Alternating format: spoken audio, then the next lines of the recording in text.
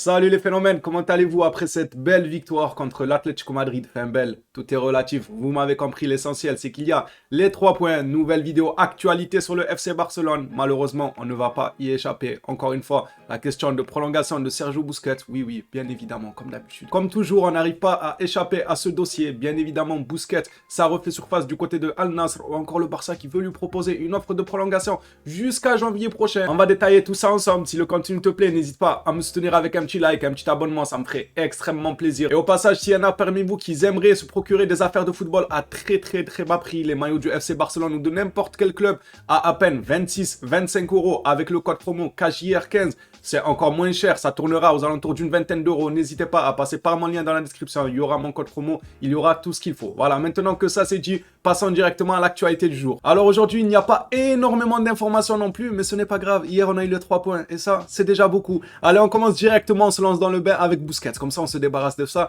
directement. Le Barça n'a pas complètement exclu l'idée de proposer un nouveau contrat à Busquets. Les limites financières du club rendent difficile la signature d'un remplaçant. Une prolongation de 6 mois jusqu'en janvier prochain a même été envisagée selon ESPN FC. Est-ce que j'ai besoin de m'attarder pour vous poser la question? Est-ce que vous êtes pour la prolongation de Busquets ou pas? Non, je ne pense pas. On est tous catégoriques sur le fait que c'est un énorme non. Du coup, ça ne sert absolument à rien de vous poser la question est-ce que vous êtes pour ou contre? Nous sommes tous contre. De l'autre côté, mais toujours le même dossier qui concerne le Barça et Busquets, c'est le club Al Nassr qui vient tout juste d'arracher les services de Cristiano Ronaldo avec des sommes totalement folles. Je préfère carrément même pas citer la somme. Al Nassr est prêt à offrir à Sergio Busquets un salaire de 13 millions. Même ça, c'est beaucoup.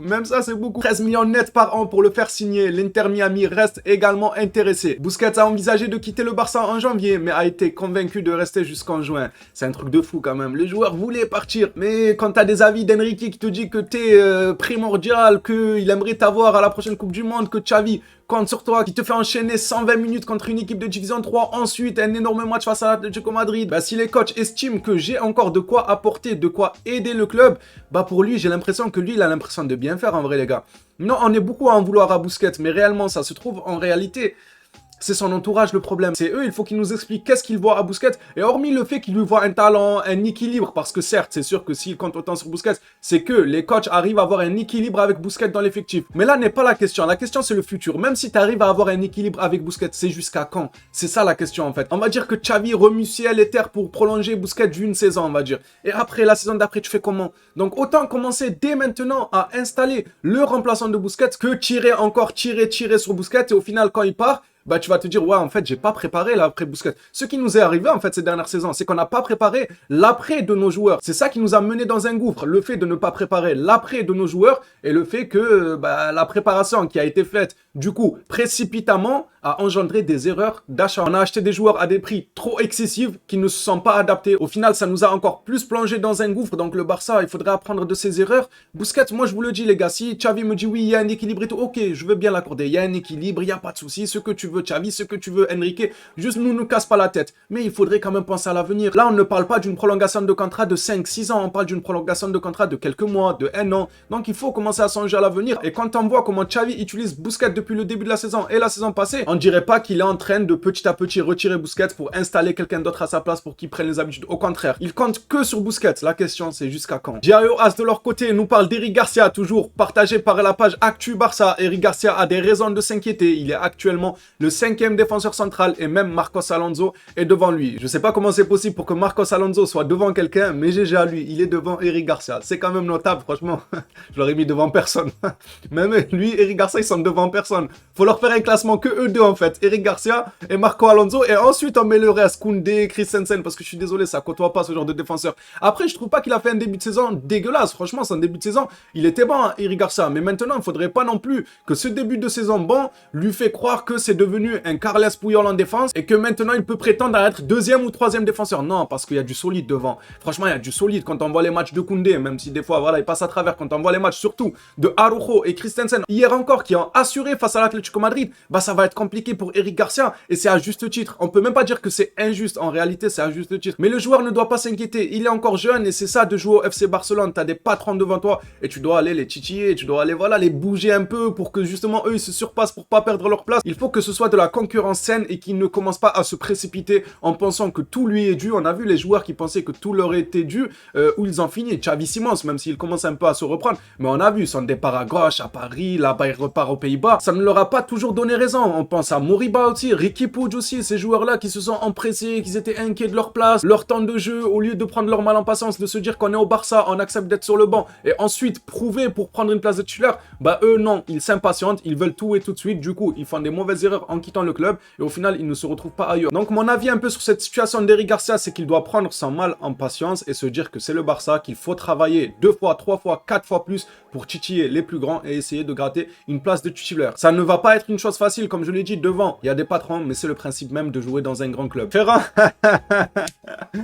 ah, je suis mort, l'image elle m'a fait rire. Franchement, l'image elle m'a fait rire. Carton rouge, Ferran Torres pourrait... Déjà, les gars, je tenais à m'excuser. Durant mon débrief hier, j'ai oublié de parler de ça. Je sais même pas comment j'ai fait pour oublier. Bon, faut savoir, en ce moment, j'ai un bon rythme. C'est fini le chômage, les gars. On n'est plus des chômeurs à se lever à des 13h, 14h et tout. Je me lève très tôt. Donc, quand le Barça joue à 21h, 22h, ça ne m'arrange pas. Parce que je dois regarder le match jusqu'à 22h30, 22h30, 23h. Ensuite, enchaîner sur le débrief. Je suis totalement lessivé, fatigué. Ça, c'est un point. Mais durant le débrief, ils m'ont dit, comment t'as pas parlé de Ferran Torres? Même moi, je sais pas comment j'ai pu oublier. Bon, il a fait un match transparent. Ce n'est pas compliqué d'oublier Ferran Torres. Mais la bagarre là, j'aurais dû m'en rappeler, mais je m'en excuse de ne pas l'avoir évoqué durant le débrief, parce que moi les gars, souvent, pas tout le temps, souvent mes débriefs, je les fais à chaud et sans montage. Vous l'avez déjà certainement remarqué, je parle à chaud directement, donc c'est normal qu'il y a des choses que j'oublie. Or que, il y en a d'autres peut-être qui font des vidéos de débrief, où ils font des montages, ou moi-même, il y a des vidéos où je fais des montages, et c'est pas le même procédé. Il y a des fois où on s'arrête, on réfléchit, on fait une coupure, ensuite on reprend. Vous comprenez. Mais quand tu parles directement, tac au tac, tu lances la vidéo, et tu débites, c'est normal que tu oublies des choses, ou même des fois tu dis des conneries, mais que tu peux pas effacer parce que tu ne vas pas faire de montage. Voilà dans les grandes lignes l'explication. J'aurais aimé ne pas oublier Ferran Torres et sa lutte. Ah, il s'est découvert une passion. Franchement, sa passion à Ferran Torres maintenant, c'est le catch. C'est bon, en fin de match, il a fait de la lutte. Ah, je vous promets, ça y est, les gars. Ferran Torres, là, il a parlé à Xavi. Il lui a dit, écoute, Xavi, je sais, vous m'avez recruté 55 millions et tout, mais je quitte le football. Je veux maintenant me mettre dans la lutte, car c'est quelque chose que j'ai beaucoup aimé, le contact humain avec Savic. Il est incroyable, Ferran Torres. Allez, reprenons sérieusement. Ferran pourrait prendre 2 à 3 matchs de suspension pour sa mignonne chamaillerie avec Savic. Pas mal. Pas mal le CM d'Actu Barça, sa mignonne chamaillerie. 2-3 matchs, selon moi, ce n'est pas beaucoup, les gars. Je sais pas vous ce que vous en pensez, mais moi, de mon côté, ce genre de geste, on veut pas voir ça sur des terrains de foot. Franchement, c'est assez moche à voir. Imaginez qu'on donne à peine 2-3 matchs. Après, il y en a, ils vont prendre exemple en se disant, mais de toute façon, la punition, ça sera que 2-3 matchs. Donc, ce n'est pas grave. Je peux me permettre de me battre, de faire des luttes et tout. Moi, je suis pour qu'on donne une peine exemplaire. C'est-à-dire, peut-être écarter Ferran Torres des terrains de football durant 2 ans. Durant 2 saisons, ça pourrait non seulement servir d'exemple pour les autres, comme ça ils se tiennent bien durant les matchs, et d'un côté, bah, ça pourrait nous aider, nous les Blaugrana, d'avoir un Ferran Torres écarté 2 ans des terrains de football. Ça serait le rêve de milliers de personnes que Ferran Torres prenne une peine exemplaire de 2 saisons, ou 75 matchs, ou 30 milliards de matchs. Ne vous en faites pas, on va pas faire appel de réclamation, tout ça. Mettez-lui 40, 35 matchs, c'est pas grave. Non, je rigole les gars, blague à part, le Barça compte apparemment faire réclamation. Barça, ils veulent faire réclamation. Nous, on veut pas. Nous, on veut pas, mais le Barça compte faire. Non, le Chichi, Ferran Torres. Franchement, le Chichi, mais moi, vous le savez que le joueur, je l'aime bien malgré qu'il m'énerve souvent, que je le rabaisse souvent dans des débriefs, mais j'arrive quand même à lui trouver quelques qualités. J'arrive à le défendre de temps en temps. Donc, le joueur, je l'aime bien, même si je le détruis souvent. Allez, jetons un rapide coup d'œil au classement des meilleurs buteurs français du Barça. Alors, les 3 premiers, on se retrouve avec du Griezmann, du Dembélé, du Thierry Henry. Et ce qui m'a interpellé, c'est que Dembélé n'est pas si loin de battre Thierry Henry quand même. Franchement, il est pas si loin. Mais moi, ce que j'ai à dire à Dembélé, c'est s'il te plaît, soigne encore plus ton jeu. Parce qu'à un moment, on disait oui, les blessures tuent le joueur, il n'arrive pas à être régulier à cause justement de ces blessures à répétition. Mais maintenant que tu n'es plus blessé Dembélé, que tu arrives à enchaîner des matchs, il faut soigner ton jeu. Il faut être plus propre, il faut arrêter les déchets. Il faut arrêter de dribbler quand il n'y en a pas besoin, faire le petit crochet de trop, faire la petite feinte de trop, etc. Moi, j'attends énormément de lui qui soigne son jeu, car un joueur du Barça ne peut pas avoir autant de gâchis que Dembélé. Et maintenant que les blessures l'ont laissé tranquille, Dembélé, soigne ton jeu. Parce que quand je vois Vinicius de l'autre côté là, on l'a vu moi et vous du côté du Real Madrid, rater des trucs inratables. Et ça l'attaque et ça disait ouais, Vinicius il rate, Vinicius il sait pas marquer, regardez il est brouillon dans son jeu. Et le petit là il enchaîne des saisons très très bonnes en mettant des buts. des passes décisives et tout en déstabilisant par ses dribbles. Juste qu'il a compris le principe de soigner son jeu, de dribbler quand il le faut, de marquer quand il le faut en étant plus précis. Dembélé, il lui faut ça. T'es plus petit, Dembélé, tu vas sur tes 26-27 ans, il me semble. Il faut vraiment commencer à être plus soigné, à être plus juste. J'espère vraiment que Dembélé finira par être ce joueur-là soigné, car ça peut être une machine de guerre. Il arrive à déstabiliser n'importe qui en 1 contre 1, tout ça. Mais imaginez Dembélé avec de la finition. Bon, les passes décisives, il a fait des saisons quand même avec beaucoup de passes, mais imaginez qu'il améliore ces choses-là. Il pourrait vraiment être inarrêtable et moi, je veux un Dembélé soigné et un Dembélé qui prolonge au Barça. En étant soigné, bien sûr. Et pour terminer cette actualité, on se quitte avec le calendrier qui arrive là, prochainement, les prochains matchs du Barça. Prochain match en Liga, ça sera le 21 janvier à domicile contre Getafe. Match que Lewandowski va rater, Ferran Torres va rater. Jordi Alba, il n'a pris qu'un match de suspension ou deux. Je ne sais plus, Jordi Alba, il a pris combien de matchs. Je ne sais pas s'il va être là ou pas. Qu'importe, de toute façon, Baldé fait un bon boulot. En attendant, le Barça affrontera le Betis en demi-finale de la Super Coupe. Et ce match-là, ça sera bien évidemment avant le match de la Liga.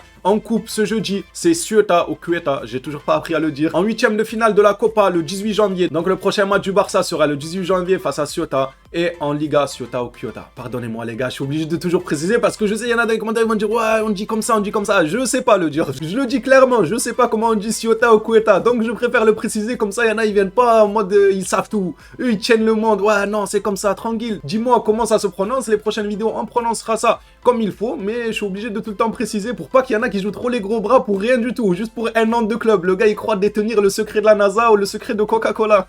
Alors qu'il sait juste dire Ceuta ou Kyoto.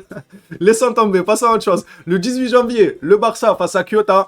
Ou Ceuta, bon allez j'arrête. Et le 21 janvier, ça sera face à Getafe. Les phénomènes, nos chemins se séparent ici. Merci à toi si t'as suivi la vidéo jusqu'ici, ça fait extrêmement plaisir. Merci à tous ceux qui like, qui commentent. Merci à tous ceux qui passent par mon site partenaire dans les commentaires. C'est super important les gars. Donc n'hésitez pas, tous ceux qui ont besoin de chaussettes, de shorts, de t-shirts, de vestes même. Il y a absolument tout ce qui est en rapport avec le foot, le basket, le sport en général. Allez jeter un coup d'œil, c'est dans la description. Ça en vaut le coup. Et on se dit à la prochaine vidéo sur le FC Barcelone. Prenez soin de vous les phénomènes.